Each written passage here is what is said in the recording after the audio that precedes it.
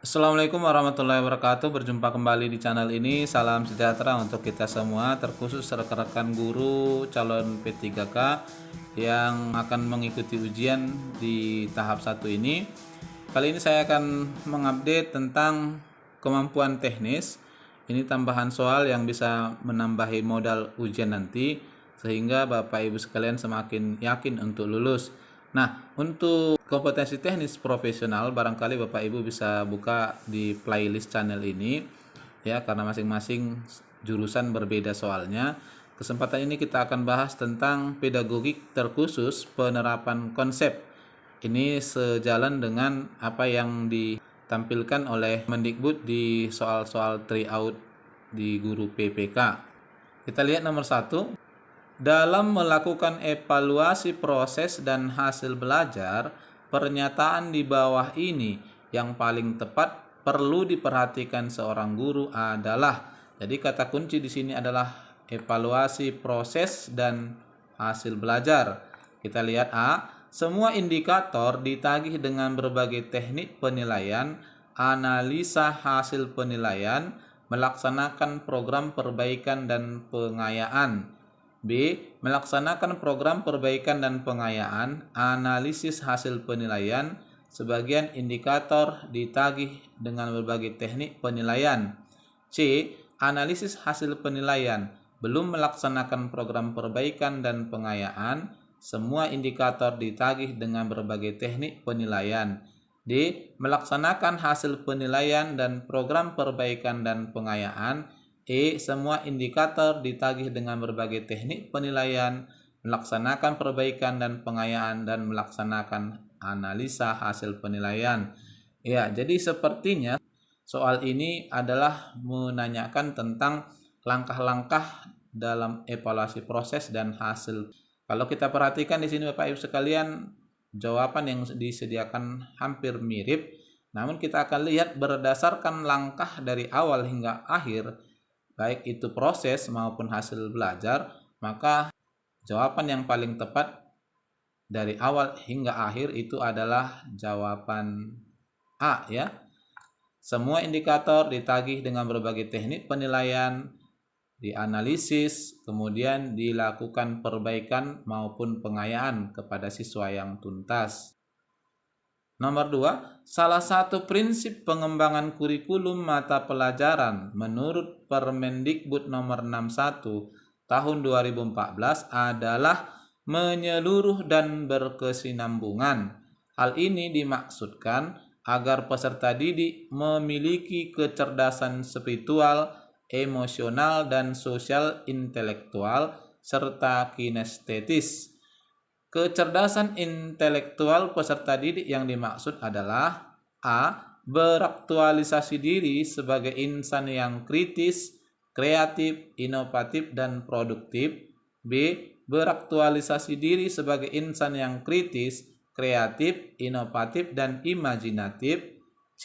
Beraktualisasi diri sebagai insan yang kreatif, produktif, kritis, dan imajinatif. D. Beraktualisasi diri sebagai insan yang produktif, kreatif, inovatif, dan imajinatif. E. Beraktualisasi diri sebagai insan yang imajinatif, kritis, kreatif, dan produktif. Nah, kalau kita perhatikan di jawaban A sampai E ini, ya tahapan berpikir yang paling penting untuk diurutkan.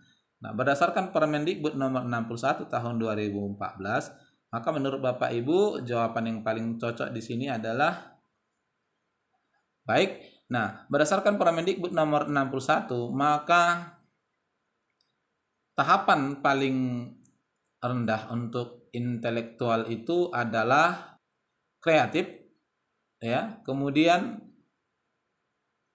produktif, menghasilkan, lalu kritis di sini memuat kehati-hatian, dan imajinatif menggambarkan kondisi ke depan. Sehingga jawaban yang paling cocok di sini adalah jawaban C.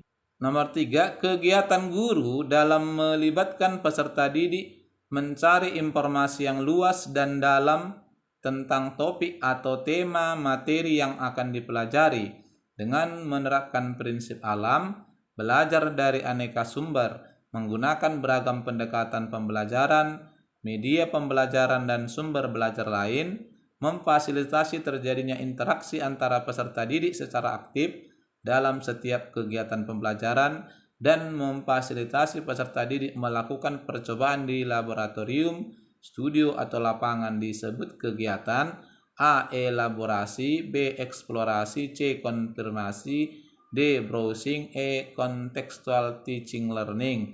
Terkait dengan soal ini, kalau kita perhatikan, ini adalah kegiatan pembelajaran di awal ya, sebelum dilakukan penguatan. Jadi di sini sifatnya adalah mencari berbagai materi pendukung yang ada kaitannya dengan materi pembelajaran.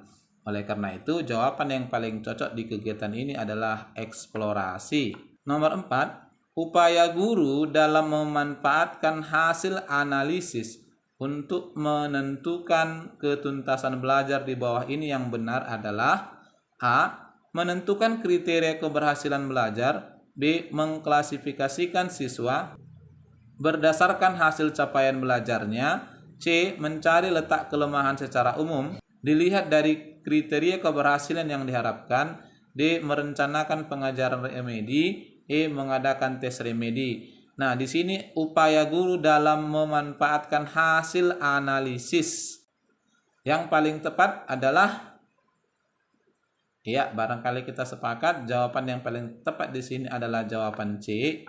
Mencari letak kelemahan secara umum dilihat dari kriteria keberhasilan yang diharapkan. Nah, sehingga kemudian diambil langkah-langkah berikutnya. Nah, apakah kemudian dilaksanakan remedi dan pengayaan kepada siswa yang tuntas. Nomor 5, di bawah ini yang merupakan ciri dari penilaian kelas adalah, ya, ini adalah salah satu teknik penilaian yang paling autentik ya. A. Penentuan tujuan tes, penyusunan kisi-kisi tes, penulisan soal, penelaahan soal, perakitan soal dan analisis soal. B. Penyusunan kisi-kisi tes, penyusunan kartu soal, penelaahan soal, perakitan soal, penyajian soal, scoring dan pelaporan hasil tes. C. Belajar tuntas, penilaian autentik, berkesinambungan, berdasarkan acuan norma dan menggunakan berbagai teknik dan instrumen penilaian. D. Belajar tuntas, penilaian autentik, berkesinambungan, berdasarkan acuan kriteria dan menggunakan berbagai teknik dan instrumen penilaian. E. Tes tertulis, tes lisan, tes praktik atau tes kinerja, tugas proyek dan portofolio. Nah, terkait penilaian kelas, salah satu cirinya adalah penilaian autentik. Jadi di sini penilaian autentiknya ada dua, Bapak Ibu sekalian. Dalam hal ini kita tidak bisa menyeragamkan penilaian terhadap semua siswa. Jadi tidak bisa pakai acuan norma. Yang paling benar adalah menggunakan acuan kriteria. Jadi di sini memang dibuat kriteria sehingga nanti kita dapatkan hasil untuk siswa yang tinggi, menengah dan rendah. Oleh karena itu, jawaban yang paling cocok di sini adalah jawaban D. Nomor 6, upaya guru dalam memberikan kesempatan kepada siswa untuk merefleksikan pengalaman yang telah dialami yang paling optimal adalah dengan cara. Jadi di jawaban ini barangkali hampir semua benar, namun yang paling optimal yang diminta sebagai refleksi atas pengalaman siswa. A. Guru memberikan tes atau pekerjaan rumah setiap akhir pelajaran. B. Guru menggunakan pertanyaan terarah maupun pertanyaan bersifat penelusuran saat pembelajaran berlangsung. Ya, jadi sebenarnya ini memungkinkan jawaban B ini, namun dari segi waktu tidak akan bisa terselesaikan. Lalu C. Guru mewawancarai tiap siswa tentang capaian atau masalah belajar yang dihadapi siswa dalam belajar. Jawaban C juga memungkinkan, masalahnya adalah di waktu. Lalu D. Guru menugaskan siswa untuk menuliskan kesulitan siswa dalam belajar. Nah, di sini tadi dinyatakan merefleksikan ya. Sehingga dalam hal ini jawaban yang paling cocok adalah menugaskan siswa untuk menuliskan kesulitannya dalam belajar. Dalam kegiatan ini, siswa akan kembali mereview pengetahuannya sekaligus akan menuliskan titik kelemahan yang perlu dipertanyakan kepada guru. Sehingga jawaban yang cocok di sini adalah D. Nomor 7, penilaian proses secara berkesinambungan oleh guru dapat dilakukan dengan cara A. Memberikan penilaian terhadap aktivitas, tahap kemajuan, dan hasil kerja siswa dari proses belajar di kelas maupun di luar kelas. B. Memberikan pretest maupun post-test secara tertulis setiap kali pembelajaran. C. Mengadakan penilaian harian rutin secara terjadwal. D. Mengadakan penilaian harian tanpa pemberitahuan terlebih dahulu kepada siswa. E. Mengadakan penilaian tengah semester dan penilaian akhir semester. Jadi penilaian proses yang berkesinambungan, ya, ini adalah kuncinya. Oleh karena itu yang paling tepat adalah jawaban antara A dan B ini, ya, sebenarnya jawaban yang mendekati. Namun kita akan lihat yang paling benarnya. Kalau di jawaban B barangkali dikunci hanya di tes tertulis, ya. Sementara proses itu tidak hanya dari tes tertulis, bisa saja bentuk lisan atau dari pengamatan. Sehingga jawaban yang paling cocok menurut saya di sini adalah jawaban A, memberikan penilaian terhadap aktivitas, tahap kemajuan dan hasil kerja siswa dari proses belajar di kelas maupun di luar kelas. Jadi semuanya terpantau secara berkesinambungan, ya. Nomor 8, pernyataan berikut yang tidak sesuai dengan model konstruktivis dalam mengajar adalah, di sini kita lihat tentang model konstruktivis, yang kita cari adalah yang tidak sesuai. Oke. A. Menyiapkan benda-benda nyata untuk dimanfaatkan siswa saat belajar, ya, ini adalah konsep konstruktivis. Mengajarkan siswa untuk saling berinteraksi, betul. Membiasakan siswa berpikir dengan cara mereka sendiri, ya, membangun konsep. Memberi tugas untuk menghafalkan konsep tertentu, ya, ini bukan bagian dari konstruktivis. Menjelaskan suatu konsep secara detail. Dalam konsep konstruktivis, ya, ada juga bagian guru di situ untuk memberikan penjelasan terkait dengan penguatan pemahaman siswa. Sehingga jawaban yang paling cocok di sini adalah D. Nomor 9, seorang guru merancang perlengkapan isi pembelajaran dengan menggunakan peta konsep. Kata kuncinya di sini adalah peta konsep sebagai strategi untuk memudahkan belajar siswa. Keputusan tersebut merupakan teori behavioristik, kemudian dogmatisme, sibernetik, konstruktivisme, dan humanistik. Nah, kalau kita lihat di sini adalah pendekatan menggunakan peta konsep, ya, berarti ini bukan behavioristik, karena behavioristik mengutamakan tingkah laku, begitu juga dengan dogmatisme.